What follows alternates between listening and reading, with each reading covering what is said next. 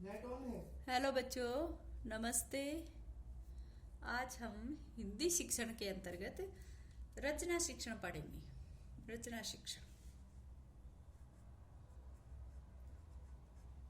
कल का जो हमने कहानी शिक्षण के बारे में पढ़ा था, आज का अपना टॉपिक है रचना शिक्षण।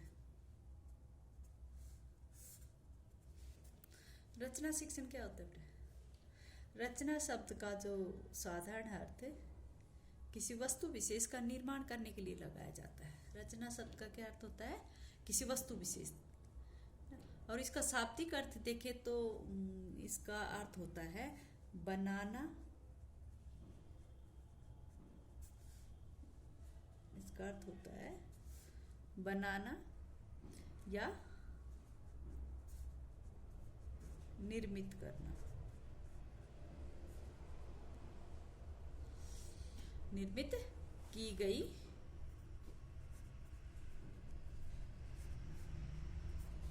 वस्तु या कोई भी कृति। ठीक है, इसका अर्थ क्या होता है? बनाना या निर्मित की गई वस्तु। ठीक है, और अगर हम इसको अंग्रेजी में अंग्रेजी में जो रचना शब्द है उसको क्या कहते हैं? कंपोजिशन। COMPOSITION।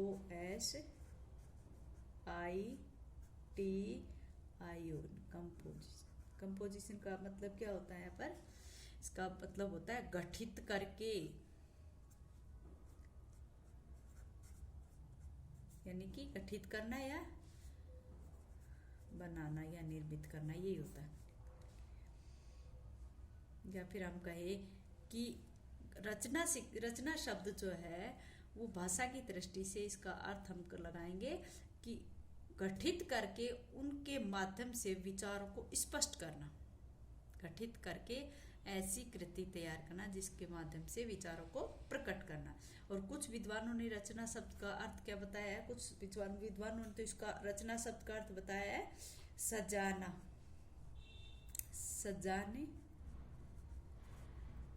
सजाने एवं संवारने।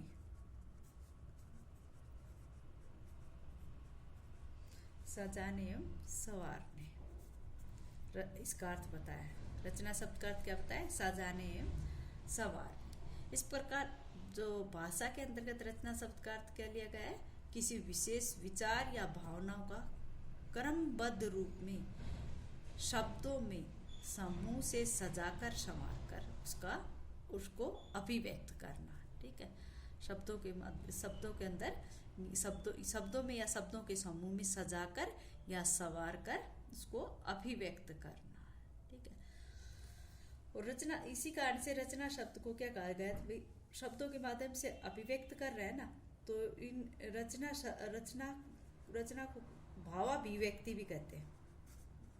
भावाभिव्यक्ति का अभ्यास। रचना शिक्षण को भावाभिव्यक्ति का अभ्यास भी कहा जाता है। कुछ विद्वानों ने से ये कहा और कुछ ने कहा है कि भाषागत आत्म प्रकाशन। भाषागत आत्म प्रकाशन। ठीक है, ये भी कहा है। रचना शिक्षण को क्या कहा है? भावाभिव्यक्ति का अभ्यास या भाषागत आत्म प्रकाशन। ठीक है, इस प्रकार हम कह सकते हैं कि जो अंग्रेजी का शब्द कंपोजिशन है, उसी शब्द को भाषा के अर्थ में अगर देखते हैं तो उसमें आता है कि जो शब्दों को गठित करता है या उनके माध्यम से गठित किए हुए शब्दों के माध्यम से क्या कर रहा है? विचारों को स्पष्ट कर रहा है। और कुछ विद्वान रचना शब्द को क्या कहते हैं? सजाने व संवारने के लिए कहते हैं, और इसका अर्थ बताते हैं कि सजाना और संवारना। ठीक है, तो इस प्रकार हम कह सकते हैं कि भाषा में रचना शब्द का अर्थ कुछ विशेष विचारों या भावनाओं को क्रमबद्ध रूप से अभिव्यक्त करना। कुछ विचारों या भावों को क्रमबद्ध रूप से शब्दों को समूह के रूप में सजाकर या संवार कर अभिव्यक्त करना। ठीक है, अब रचना शब्द के तो बहुत सारे अर्थ हो गए, तो यहाँ पर हम कहेंगे कि रचना शब्द जो है वो अत्यंत व्यापक है और इसका शाब्दिक अर्थ जो बनाना या निर्मित की गई वस्तु या कृति है, इस आधार पर प्रत्येक क्षेत्र में कोई न कोई नया सृजन करना या कोई किसी प्रकार की सृजन को या रचना को हम रचना कहते हैं। ठीक है। हिंदी की जो विभिन्न विधाएं हैं उनमें रचना शिक्षण का प्रयोग किया जाता है। कौन कौन सी विधाएं? जैसे कहानी है,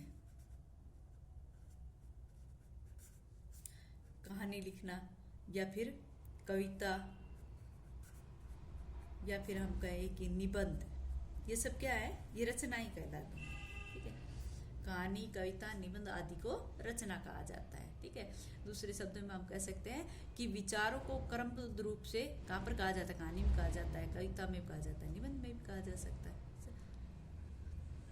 तो हम कह सकते हैं जो रचना शिक्षण है वो पूरी तरह लेखन कला पर निर्भर करता है। वैसे जो अपना रचना शिक्षण है वो 2 प्रकार का होता है। रचना शिक्षण कितने प्रकार का होता है?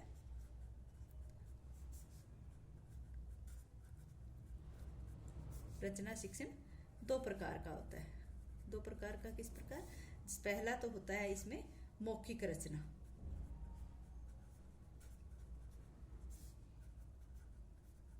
मौखिक रचना, और दूसरा होता है लिखित रचना।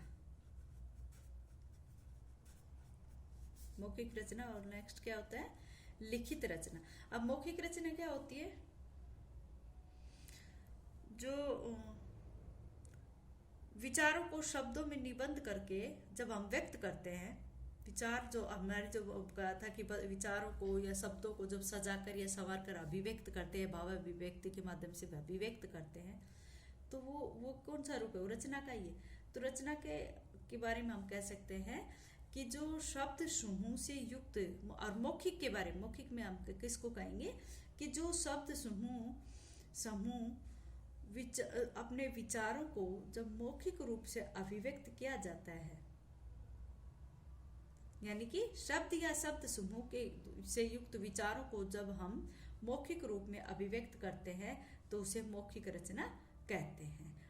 मौखिक रचना का जो महत्व है वो हमारे जीवन में बहुत अधिक है। आप सभी जानते हो कि भाषा का जो विकास हुआ है वो किस तरह से होता है? मौखिक रूप से हुआ। भाषा का शुरुआती विकास किस में हुआ है? मौखिक रूप से हुआ। और हमारे प्राचीन समय में मौखिक रूप से ही ज्ञान विज्ञान की बातें की जाती थी। सारा ज्ञान जो था वो मौखिक रूप में दिया जाता था, है ना। और विद्यार्थी जो होते थे वो सुनकर ही सारा ज्ञान ग्रहण करते थे। तो भाषा का जो सबसे प्राचीन रूप है मौखिक था, और वो मौखिक रचना कहलाता है, जो सुनकर या मुख से बोलकर ही व्यक्त किया जा रहा है। ठीक है। या फिर उसको सुनकर ग्रहण किया जा रहा है, मौखिक रचना। फिर बाद में जैसे धीरे धीरे कालांतर में इसी मौखिक भाषा को लिपिबद्ध किया गया। जब इसको लिपिबद्ध किया गया, किसी भी लिपि में लिखा गया, उसको लिपिबद्ध किया, तो वो क्या बन गया? वो यहाँ पर लिखित रचना बन गई। ठीक है।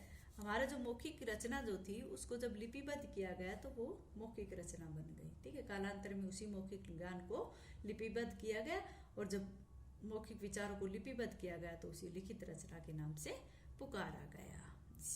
इसी को जब लिपिबद्ध किया गया तो ये क्या कहलाया? लिखित रचना के नाम से पुकारा गया। इस प्रकार लिखित रचना जो है वो मौखिक रचना का ही स्थायी रूप हो गया। इस रचना का ही स्थायी रूप प्रदान किया। ठीक है।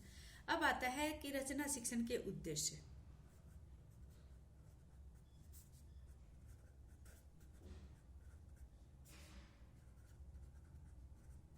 क्या है? रचना शिक्षण के उद्देश्य क्या क्या है? अब रचना शिक्षण के उद्देश्यों के बारे में पढ़ेंगे। उससे पहले हम ये कहेंगे कि रचना शिक्षण जो था वो जो अपना लिखित रूप में माना गया, विशेषकर जो लिखित रूप में होता है उसको सृजनात्मक कार्यों को भी रचना शिक्षण कहा गया। तो रचना शिक्षण जो था वो हमारा 2 वर्गों में विभक्त था। 2 वर्गों में विभक्त था। वर्ग कितने थे? 2। पहला कौन सा था? इसमें वर्ग पहला कौन सा था? माने कि कै नंबर पर वर्ग था इसका? नियंत्रित रचना। नियंत्रित रचना। नियंत्रित रचना कैसी होती थी? नियंत्रित रचना शिक्षक के द्वारा तैयार की जाती है। ऐसी रचना जिसमें छात्र निश्चित व्याकरणिक या जैसे हम कहें कि कोशीय इकाइयों का प्रयोग कर सीखता है, नियंत्रित रचना कहलाती है। जिसमें नियंत्रण होता है ना, जिसमें व्याकरण के जैसे व्याकरण जिन जिन चीज़ों का परिमार्जन करता है या परिष्कार करता है वो नियंत्रित परिस्थितियों में ही होता है। ठीक है। और दूसरी जो होती है इनके जो रचना शिक्षण का दूसरा जो वर्ग कहलाता है, उसमें किस प्रकार की रचना होती थी? मुक्त रचना। और मुक्त रचना क्या थी? जिसमें छात्र अपने विचारों को स्वतंत्र रूप से, इसमें छात्र जो है अपने विचारों को स्वतंत्र रूप से प्रेजेंट कर सकता है, वह क्रमबद्ध रूप से वह फिर हम कहें कि स्पष्ट रूप से लिख कर अभिव्यक्त करता है। इसके अंतर्गत आ जाते हैं अपने निबंध है, पत्र है, या फिर कहे कि समाचार है। ये सब क्या है? स्वतंत्र रूप से यहाँ पर छात्र क्या कर रहा है? अपने विचारों को क्रमबद्ध रूप से लिख रहा है, तो वो मुक्त रचना होती है। और ये होती है नियंत्रित रचना। ठीक है। अच्छा बच्चों, आज इतना ही।